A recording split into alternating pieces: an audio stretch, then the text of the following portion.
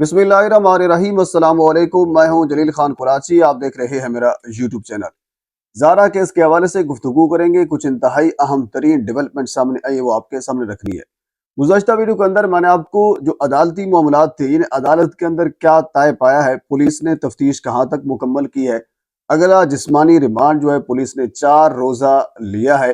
अब 22 तारीख को दोबारा इन चारों मुजरिमान को, बल्कि मुल्ज़मान नहीं, क्योंकि आमतौर पर इनके लिए जो लफ्ज़ मुल्ज़मान बोला जा रहा है, जिनकी गिरफ्तारी डाली गई थी, बल्कि 4 और लोग हैं जिनको पुलिस ने अपनी हिरासत में ले रखा है, अभी उनकी गिरफ्तारी नहीं डाली गई। जिन 4 मुल्ज़मान की गिरफ्तारी डाली गई थी वो 4 मुजरिमान हैं। उनको अदालत में पेश किया गया था। 4 रोज़ा जिस्मानी रिमांड पुलिस ने दोबारा लिया है। अब 22 तारीख को दोबारा उनको अदालत के अंदर पुलिस अपनी तफ्तीश मुकम्मल करके पेश करेगी। और इस हवाले से यानी अदालती मामला जो कुछ हुए हैं गुज़श्ता वीडियो के अंदर मैं आपके सामने रख चुका हूँ। अब आपके सामने मैंने ये रखना है, क्योंकि पोस्टमार्टम रिपोर्ट किसी भी मर्डर के लिए इंतहाई अहम होती है, जिससे ये तय होता है कि उस बंदे को ख़त्म कैसे किया गया है। इंतहाई अहम होती है। आप अंदाज़ा करें, इस केस के अंदर पोस्टमार्टम रिपोर्ट आ चुकी है, लेकिन यकीन माने जो ही पोस्टमार्टम रिपोर्ट आई है, मैं खुद ये यकीन नहीं कर रहा था। बेशुमार केसेस मैंने रिपोर्ट किए हैं, मैं खुद ये यकीन नहीं कर रहा था कि पोस्टमार्टम रिपोर्ट इस किस्म की भी आ सकती है। इसका मतलब यह है कि जो बंदा या फिर जो बंदे, यानी चारों जो ये कार्रवाई करने वाले थे, वो इतने एक्सपर्ट थे और उनका तजर्बा इतना था, उनको पता था कि बाद में इस चीज की अगर मामला पोस्टमार्टम रिपोर्ट तक भी जाता है, ताकि हम इस किस्म की कार्रवाई करें, ताकि निशान ही बाकी ना रहें। नहीं, इस किस्म की उन्होंने कार्रवाई डाली है।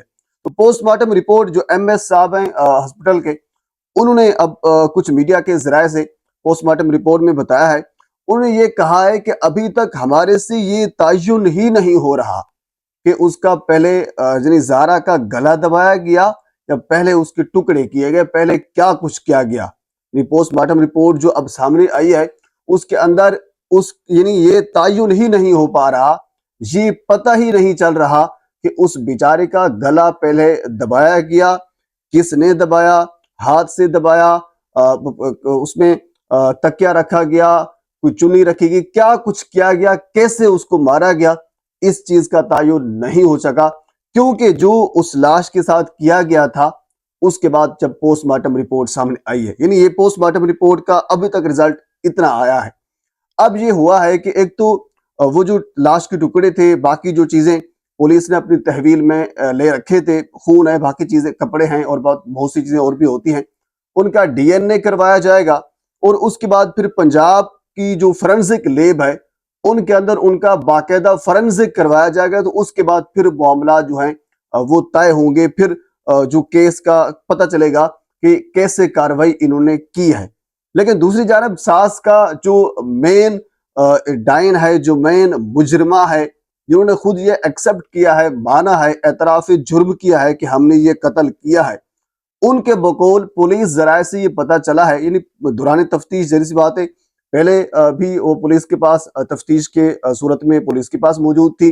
अब अदालत के 4 रोज़ा जिस्मानी रिमांड के बाद भी पुलिस के पास ये खातून मौजूद है। तो पुलिस जराये ने ये बताया है कि उन्होंने दौरान तफ्तीश ये बताया है, पुलिस जराये ने ये बात हम तक कन्वे की है कि उन्होंने बताया कि ज़ारा नमाज पढ़ रही थी, तो दौरान नमाज उनके ऊपर ये कार्रवाई की गई और वहां उनका गला घोटा गया, तकिए से घोटा गया या कपड़े किसी और से घोटा गया, वहां उनका गला घोट दिया गया।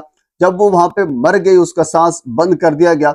उसके बाद फिर उनको घसीट कर वॉशरूम के अंदर लाया गया और वॉशरूम के अंदर वॉशरूम बेसन के ऊपर रखकर उनके सर जो है वो धड़ से अलग किया गया और बाकी टुकड़े उनके वहां पे किए गए। आगे जो बच्चे वाला मामला है, यकीन मैंने सुना है, मैं कसम उठाकर आपको कहता हूं कि मैं आपके सामने बयान नहीं कर सकता। उन्हें उस पेट के अंदर, यानी जो बच्चा जिसने अभी तक इस दुनिया में आना था, ये दुनिया देखनी थी, ये मुल्क देखना था, अभी तक वो आया नहीं था, उस बच्चे को कैसे खत्म किया गया ये भी जराये ने बताया है। लेकिन मेरे पास इसके अल्फाज नहीं है कि वो कैसे मैं आपके सामने रख सकूं कि उस पेड़ के अंदर बच्चे को कैसे मारा गया। बहरहाल वॉशरूम का जो बेसन है उसके अंदर, उसके ऊपर रखकर उसके टुकड़े किए गए, सर धड़ से अलग किया गया, बाकी सारे चीजें अलग अलग की गई اور وجہ صرف یہی بتائی گئی کیونکہ اسی وجہ سے واش روم کے اندر اس کو لے کر گئے تاکہ جو خون ہے وہ باہر نہ جائے اور اس کے بعد پھر ان کو نالی میں خون بہا دیا جائے. جس طرح ہم قربانی کے دنوں بکرا ذبح کرتے ہیں یا کوئی جانور ذبح کرتے ہیں تو انہوں نے اس بیچاری کو ایک جانور سے بھی بدتر سمجھ کر اس کو ذبح کیا اور اس کا خون پھر واش روم میں بہا دیا گیا. یہ دوران تفتیش اس ڈائن نے، اس مین مجرمہ نے، اس خاتون نما ایک بدنما دھبا نے جو دوران تفتیش پولیس کے سامنے جو انکشافات رکھے ہیں وہ یہ ہیں. لیکن پوسٹ مارٹم رپورٹ میں ابھی تک یہ تعین نہیں ہو سکا. مطلب یہ ہے کہ یہ اتنے ایکسپرٹ ہیں. اب جو انتظار ہے وہ ایک تو ڈی این اے کا ہے اور دوسرا فورینسک رپورٹ کا ہے. جب فورینسک رپورٹ سامنے آئے گی تو اس سے مزید چیزیں ہیں وہ کھل کر ہمارے سامنے آ جائیں گی. اچھا، اس کے علاوہ ابھی میرے ایک دوست ہیں، انہوں نے بات کی ہے زارا کی بھابھی سے. تو اس بھابھی نے جو انکشافات کیے ہیں یہ ابھی تک میرے خیال میں کسی چینل کے اوپر ڈسکس نہیں ہوئے. ابھی تک یہ ڈسکس ہو رہا تھا کہ زارا، کیونکہ ساس نے شروع میں یہ کہا تھا کہ وہ جادو ٹونا کرتی تھی، اس وجہ سے ہم نے یہ کاروائی کی ہے. اس کے بعد پھر انہوں نے یہ بیان بدلا کہ وہ حسد تھا اس کے اندر، ان کا شوہر ان کے ساتھ ایک پیار زیادہ کرتا تھا، ہمارے ساتھ وہ پیار محبت کا رشتہ نہیں تھا، تو اسی وجہ سے ہم نے یہ کاروائی کی ہے. لیکن زارا کی بھابھی نے اب جو انکشافات کیے ہیں وہ یہ کہا ہے، انہوں نے کہا ہے کہ جب وہ، کیونکہ یہ تو شروع میں نے آپ کو بھی بتایا تھا کہ سعودی عرب سے چند روز پہلے وہ واپس آئی تھی. کچھ دن انہوں نے اپنے باپ کے گھر گزارے اور اس کے بعد پھر ان کے باپ نے بھی اس کو کہا اور اس کے بعد پھر قدیر نے بھی ان کو کہا کہ آپ اپنے گھر چلی جائیں، ساس کے پاس چلی جائیں. تو پھر وہ قدیر کے کہنے کے اوپر اور اپنے باپ کے کہنے کے اوپر اپنا باپ ان کو خود ساتھ لے کر ساس کے گھر جا کر ان کو چھوڑ کر آیا. تو کچھ دن پہلے وہ سعودی عرب سے واپس آئی تھی، یعنی نوازن تھی، حاجن تھی، عزت دار خاتون تھی. بہرحال ان کی بھابھی نے یہ کہا ہے، ایک تو زارا کے پاس 15,000 ریال یہ ان کے پاس موجود تھے اور اس کے علاوہ 15 تولے سونا بھی اس کے پاس موجود تھا اور اس کے علاوہ تقریباً کو 11 لاکھ روپے نقدی یہ بھی ان کے پاس موجود تھا.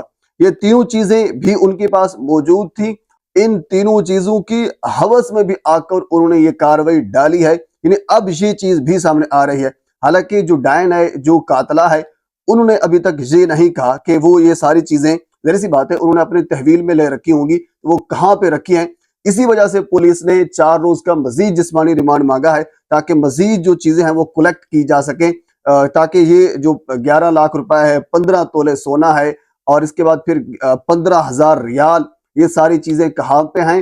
انڈرسٹوڈ یہ آپ دیکھیں گے کہ یہ ان ڈائن کی ہاتھ میں ہوں گی اور انہوں نے، ان میں ایک عنصر یہ بھی تھا. اور اس کے علاوہ مجھے رپورٹر نے یہ بھی بتایا ہے، کیونکہ یاسمین کے کچھ تعلقات تھے، ان تعلقات کو اس زارا نے بھی دیکھ لیا تھا. ناجائز اور غلط قسم کے تعلقات تھے اور ان میں سے ایک وجہ یہ بھی تھی، یعنی باقی وجوہات بھی ہوں گی لیکن ان میں سے ایک وجہ یہ بھی تھی. یعنی جب مختلف وجوہات اکٹھی ہوئیں تو پھر انہوں نے یہ فیصلہ کیا. اور اس کے علاوہ جادوگرنی کے طور پر جتنے رپورٹر ہمارے ڈسکا میں گئے اور تھانہ موترا کی حدود کے اندر گئے، وہاں پہ یعنی جو کیا اس کا نام ہے، کوٹلی مرلا، وہاں پہ جب گئے تو انہوں سبھی نے بتایا، یعنی اس کے گرد و نواح کے جو لوگ ہیں، یہ جادوگرنی کے طور پر وہاں پہ یہ جانی جاتی تھی اور خوف و ہراس تھا لوگوں کے اندر اس خاتون کے بارے میں، کیونکہ اس خاتون نے پہلے سے اپنی ایک سگی بیٹی کو سیب میں زہر کا انجیکشن لگا کر اس کو مار دیا تھا، اس کو موت کے گھاٹ اتار دیا تھا. وجہ یہ ہے کہ بار بار سن کر اس نے قتل کر دیا، موت کے گھاٹ اتار دیا، مار دیا، تو یہ الفاظ سارے ہم سن کر کے تھک گئے ہیں اور ہمارے کان جو ہیں وہ عادی ہو گئے ہیں، تو اسی وجہ سے ہمیں کوئی زیادہ محسوس نہیں ہوتا. لیکن آپ اندازہ کریں اپنی سگی بیٹی کو جس کی 19 سال عمر تھی اور دل آویزہ اس کا نام بھی تھا. پر اس حوالے سے بھی کچھ رپورٹر نے رپورٹس کیا ہے، یعنی ان کا ایک پچھلا ایک ٹریک ریکارڈ ہے. اب مجھے جو لگتا ہے، ظاہر سی بات ہے اللہ تعالیٰ آپ کو تھوڑا سا چھوٹ دیتا ہے، آپ کچھ کرتے ہیں اور جب آپ کرنے سے اپنی اوقات سے زیادہ اوپر جاتے ہیں تو پھر ان کی جو گرفت وہ انتہائی مضبوط ہے. جب اس کی پکڑ آتی ہے تو پھر سارے کام جو وہ کھل کر سامنے آ جاتے ہیں. تو آپ انشاءاللہ یہ دیکھیں گے دوران تفتیش یہ ساری چیزیں کھل کر سامنے آئیں گی. انہوں نے پہلے کون سے جرائم کیے، جب سارے جرائم اکٹھے ہوتے ہیں تو پھر وہ سامنے آ جاتے ہیں. اللہ تعالیٰ جب پکڑتا ہے تو پھر اس کی پکڑ انتہائی سخت ہے. بہرحال اللہ کی پکڑ بالکل سخت ہے.